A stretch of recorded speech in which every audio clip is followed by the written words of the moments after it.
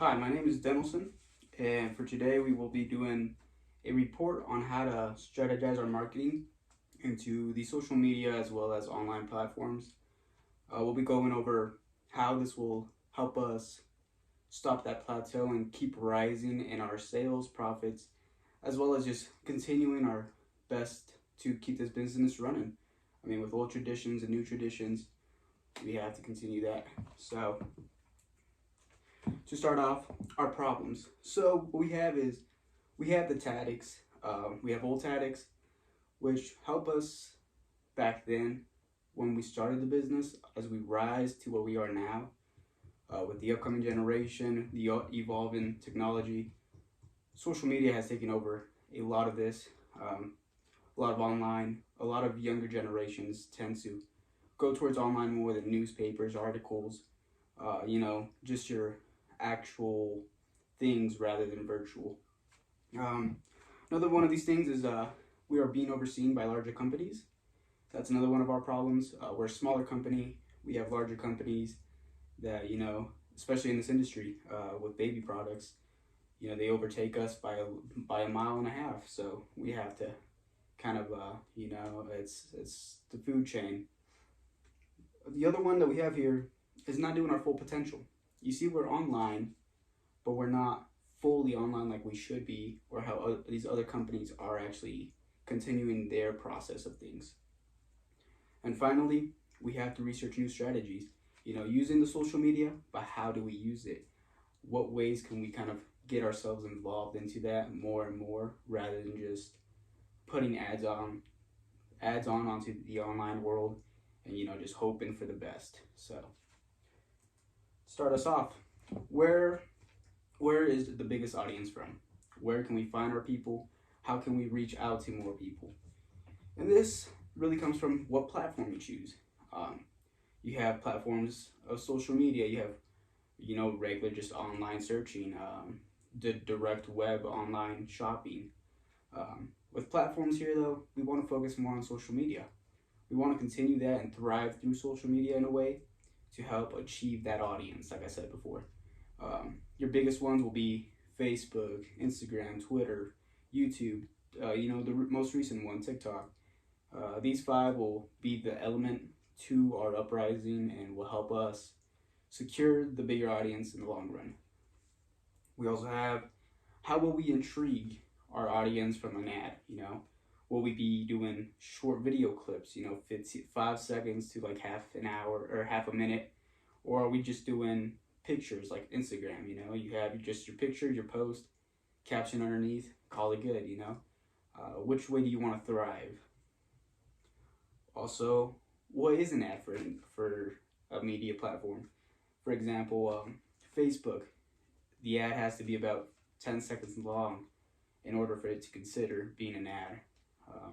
Any less than that, they'll kind of just debunk it and keep going on with other companies or other ads to take place for yours.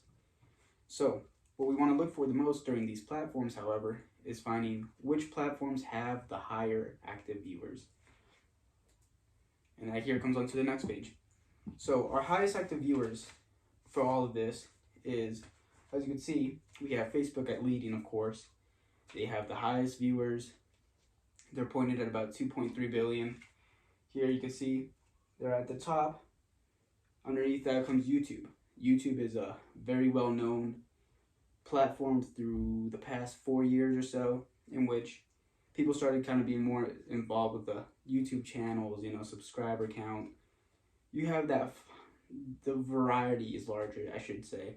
You have from gaming to, family content to, health and wellness, things like that. So, YouTube really does lead in second there with active viewers, the amount of people that are showing up monthly.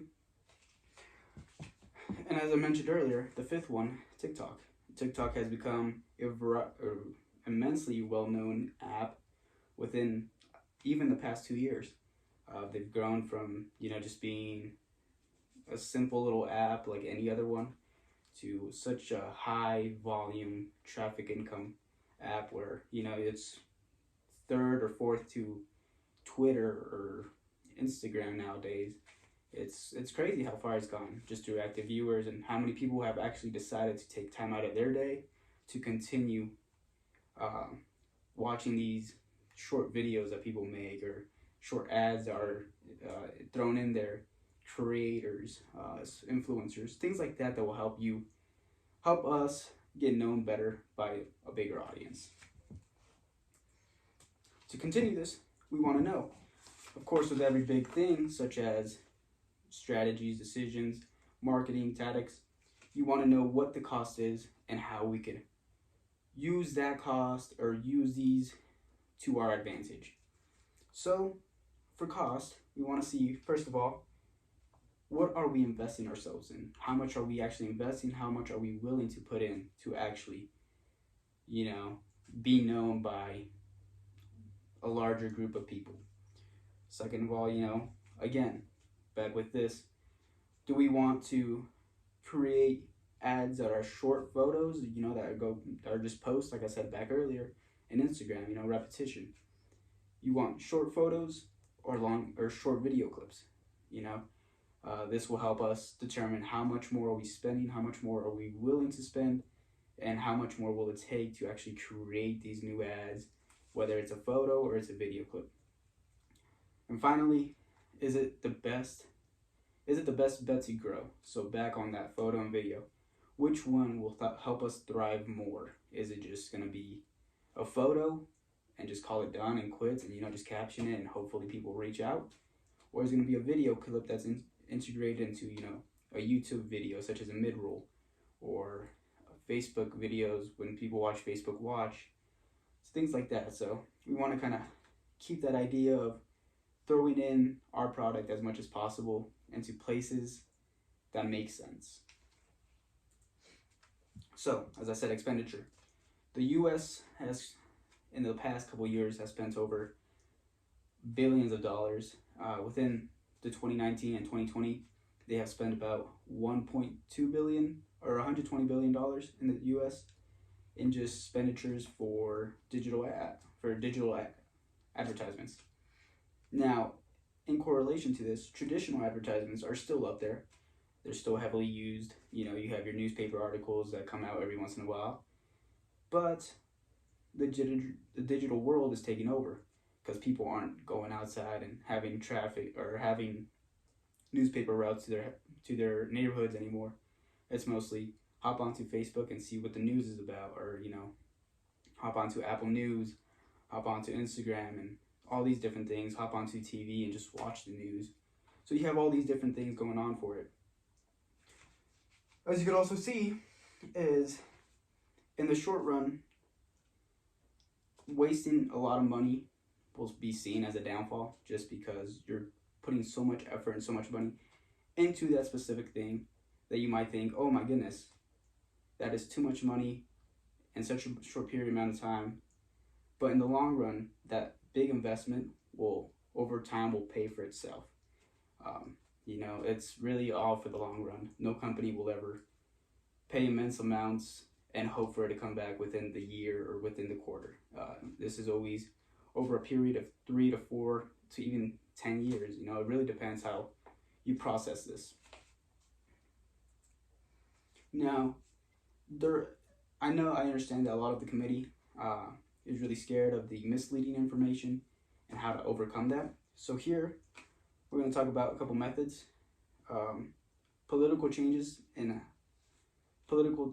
how the information has been evolved over time, and how platforms have evolved because of the election seasons. And finally, why there's government control over this. So here we can see that a lot of the generation will have a high amount of research, or have a high amount of information that is misleading, and that's very annoying. You're trying to understand what's going on, especially with politics going on right now, or that just passed.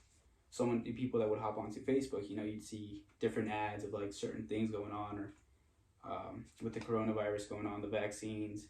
There's always misleading information from either one side or the other side. Doesn't matter if you're conservative or liberal, there's always some misleading information.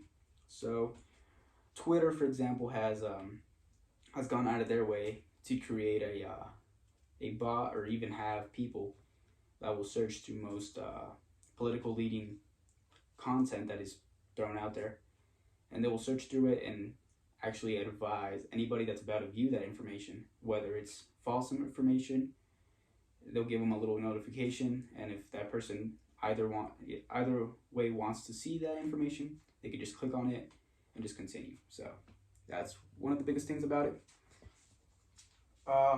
And like I said, political changes have caused information to go very well, have potentially made it go just all over the place, really.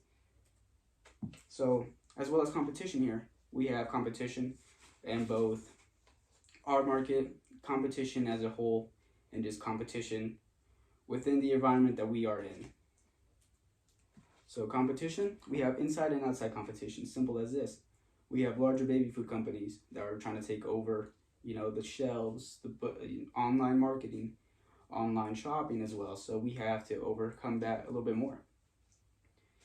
Ways that we could do this is, like, for example, Harry's. They started as an online application back in 2012 from Germany. This happened because they were a unique product, just like us. We are a unique product.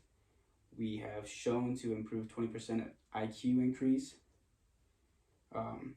Harry's showed to have a one-of-a-kind blade that is very difficult to manipulate, and they've been able to thrive through that. In 6 years, they've been able to sell off their company just recently, and it's been sold off for about $1.37 billion.